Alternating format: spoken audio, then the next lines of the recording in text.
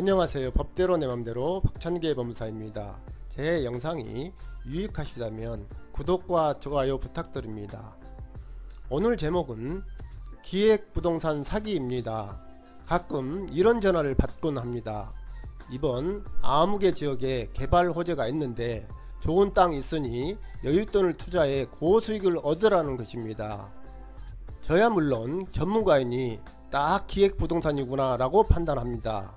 그러면서 모르는 척 통화를 하다보면 제가 듣기에도 혹하게 됩니다. 기획부동산 사기 사례를 소개합니다. 헐값에 지방에 있는 임야를 사들인 후 이 임야에 상가와 주택이 지어진다고 속여 피해자로부터 7,800만원을 편취한 사례입니다. 이 피고씨와 구 공범씨는 싼 값에 땅을 사서 되팔아 이익을 남기고자 부동산 회사를 설립했습니다. 두 사람은 2012년 11월경 경기도 평택시에 있는 임야 5,000평을 평당 10만원에 사고 회사의 이름으로 소유권 이전 등기를 했습니다. 그 후 회사 직원들을 통해 이 임야 일대가 개발 촉진지구로 지정되었고 회사에서 직접 토목공사를 진행할 것이고 그 이후 상가, 주거지, 펜션이 조성될 것이다. 3년 이내에 개발이 되지 않으면 토지 매매 대금 전액을 환불해 주겠다고 전화 홍보를 하게 했습니다. 이 회사 직원은 무작위로 전화를 돌렸는데 이때 나 P씨가 전화를 받았습니다. 이 직원은 나 P씨에게 위와 같은 말을 함과 동시에 이 토지를 매입할 경우 토지의 시세가 급등하고 곧 시세 차익을 남길 수 있다고 거짓말을 했습니다. 마침 여윳돈의 투자처를 찾고 있던 나 P씨는 호기심을 내비치면서도 기획부동산일 수 있으니 직접 사무실에 방문하겠다고 말합니다. 이 피고씨의 회사 사무실 앞원이 여러 명의 계약자들로 사무실이 북적거렸고 사무실 인테리어나 집기 등이 고급스러웠습니다.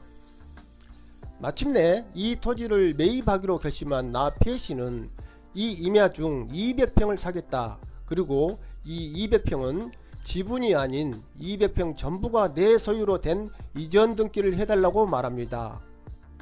그러자 이때 이 회사의 상무인 구 공범씨가 나타납니다.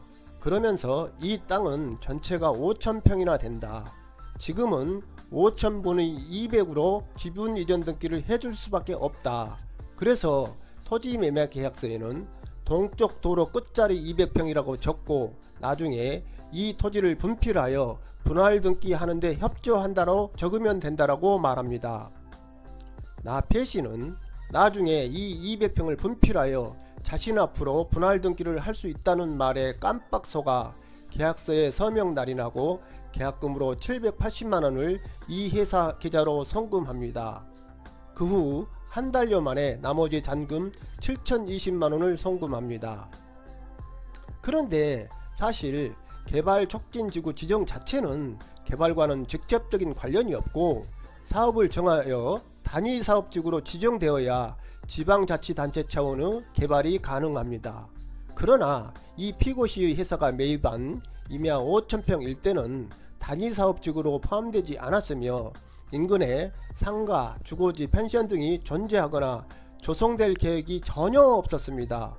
게다가 이 피고씨나 구 공범씨 그리고 이 회사는 이 임야의 개발을 위한 토목공사를 직접 할 능력이나 의사가 전혀 없었고 나 P씨에게 피해금 7,800만원을 돌려줄 의사나 능력 또한 없었습니다.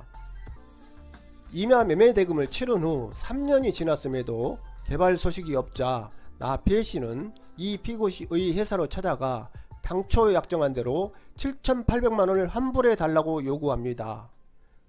그러나 구 공범씨는 계획이 늦춰지고 있을 뿐이고 개발 호재는 진행 중이다. 정 불안하면 회사를 상대로 200평에 대한 공유토지 분할의 소를 제기해 승소한 후 분할 등기해 놓으라. 그러면 토지 소유권을 제대로 행사할 수 있을 것이다 라는 말을 듣습니다. 이에 또 속은 나 P씨는 법무사를 찾아가 상담합니다. 상담한 법무사는 법리상 공유물 분할의 소를 제기하면 승소할 수 있다. 그러나 과연 관할관청에서 토지 분할을 허가해 줄지는 장담할 수 없다. 이 소송에서 승소해도 토지 분할 허가를 받지 않으면 200평에 대한 분할 등기를 할 수 없다. 왜냐하면 토지 분할 허가를 받고 토지 지분을 새로 받아 이 200평에 대한 토지 대장이 만들어져야 분할 등기를 할 수 있다. 왜냐하면 분할 등기를 하려면 반드시 토지 대장이 첨부되어야 하기 때문이다. 특히 기획부동산이라고 의심되면 관할관청은 토지 분할 허가를 해주지 않는 것이 중요 방침이라고 설명합니다. 그러자 나 P씨는 알았다면서 그러면 이 200평에 대한 공유물 분할 소장만 작성해 제출해 달라고 합니다. 나 P씨는 이 피고 시의 회사를 상대로 공유물 분할 청구소에서 승소하고 확정 판결을 받습니다. 그 후 나 P씨는 이 확정 판결문을 첨부해서 관할시청에 토지 분할 허가 신청을 합니다. 이에 관할시청은 나 P씨의 토지 분할 허가 신청에 대한 거부 처분을 합니다. 그 이후로 국토의 계획 및 이용에 관한 법률상 토지 분할 허가 제도의 취지, 목적, 개발행위 허가권자의 재량권의 범위 등을 비추어 볼 때 개발행위 허가권자는 신청인이 토지 분할 허가 신청을 하면서 공유물 분할 판결 등의 확정 판결을 제출하더라도 국토계획법에서 정한 개발행위 허가 기준 등을 고려하여 거부 처분을 할 수 있으며 이러한 거부 처분이 공유물 분할 판결의 효력에 반하는 것이 아니다라는 대법원 판결을 설명합니다. 특히 우리 시의 기획부동산 분할 제한 운영 지침에 따라서도 이 토지 분할 허가 신청을 거부함이 타당하다고 설명합니다. 결국 나 P씨는 이 토지를 분할하여 분할 등기를 할 수 없게 되었고 이에 이 피고시와 구공범씨를 사기죄로 고소하기에 이릅니다. 이 피고시 관련 재판에서 각각 징역 4개월에 처해지는데요. 이들은 고작 징역 4개월의 형사처벌을 받았지만 나 P씨는 7,800만원을 돌려받지 못하고 고스란히 손해를 입었습니다. 나 씨는 이 땅 200평을 제대로 사용 수익하지도 못하고 매년 재산세만 물고 있습니다. 차라리 이 땅 5,000평 중 어느 부분 200평에 나무를 심어 가꾸어 나중에 나무값이라도 받는 것이 바람직할 것입니다. 기획부동산 사기에 속지 말아야 합니다. 기획부동산의 특징을 들어봅니다. 첫 번째, 임야를 주로 소개합니다. 그리고 소유권을 지분으로 매매합니다. 예를 들어서 5,000분의 200 이런 식입니다. 지분의 경우에도 소유권이 이전되는 것은 맞지만 여러 사람과 공유 형태가 됩니다. 공유물에 대한 이해가 부족한 사람들은 단순히 등기부에 자신의 지분이 표시되는 것으로 완전한 소유권을 확보하였다고 생각하기에 속이기 쉽습니다. 그러나 나중에 이 지분을 팔기에는 어려움이 많습니다. 특히 부동산 전체를 팔려면 공유자 전부가 동의하여야 합니다. 둘째, 개발계획과는 직접 관련이 없습니다. 개발계획지역 인근의 땅을 싸게 사서 지분으로 쪼개 파는 것입니다. 이때 개발계획을 적극 활용하여 홍보합니다. 셋째, 기획부동산의 사무실은 넓고 화려한 인테리어를 하고 있으며 사람이 늘 북적댑니다. 하급 직원부터 최고위층을 다 만나게 해주고 설득당하게 합니다. 넷째, 공인중개사가 개입하지 않은 계약서를 작성합니다. 공인중개사는 확인 설명 의무가 있기에 나중에 문제가 생기면 책임을 물을 수 있으나 기획부동산은 회사와 계약을 하므로 그 책임을 묻기에는 애로가 많습니다. 회사가 폐업해버리는 경우도 많습니다. 다섯째, 계약기간이 단기간에 이루어집니다.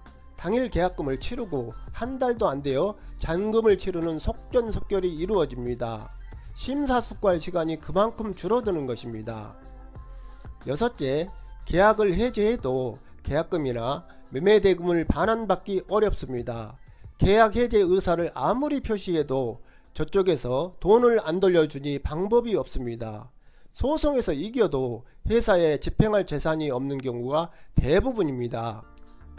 이러한 특징을 살펴보건대 좋은 땅 있어요, 여윳돈 투자하세요 라는 등의 부동산 투자를 부추기는 전화나 타인의 소개를 받는다면 더 이상 대화를 진행하지 않는 것이 바람직합니다. 계속 듣고 있다가는 자신도 모르게 빠져들고 결국에는 사기를 당하게 된다는 점을 명심해야 합니다. 오늘은 여기까지입니다. 감사합니다.